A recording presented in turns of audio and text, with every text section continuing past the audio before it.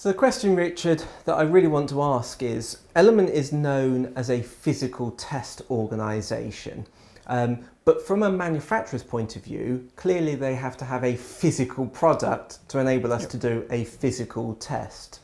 If we're talking about simulation and modelling, a lot of work these days, certainly from the pressures of a manufacturer, is how do I get my product to market more quickly?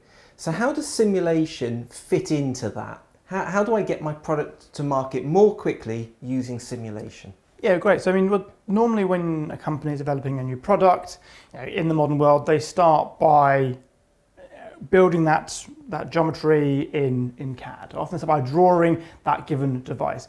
That's required anyway for fabrication. You have to give that design file to a company to mill, to machine, to cut that device out. So you're already making a design file for that product. But before you say, let's go and make that part using that design file, we can step in with simulation and say, let's take that design file, let's put it into our software and add the physics that we know occurs around that device.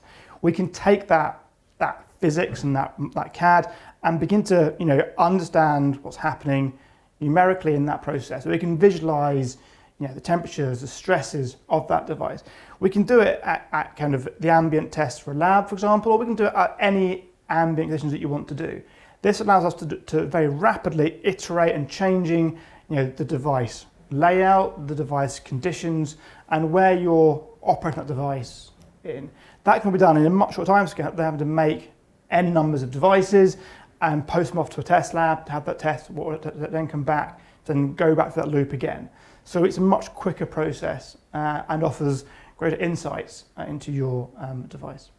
And the sort of assessments that we're doing are on the materials themselves, but also the way that a product might behave. Yeah. We've previously talked about things like simulating the fields that it produces, electromagnetic fields, for example. Yeah. So it's multifaceted in terms of that simulation modelling work. It's materials, it's perhaps processes, but it's then also the characteristics of that combined product. In fact, that's a very good point. You mentioned that about how we drive that device. We haven't discussed yet that actually, let's say you're operating a device in a test lab, you have certain ways in which we operate that device, certain load profiles, temperature curves, or even current injection pulses, and they're predefined.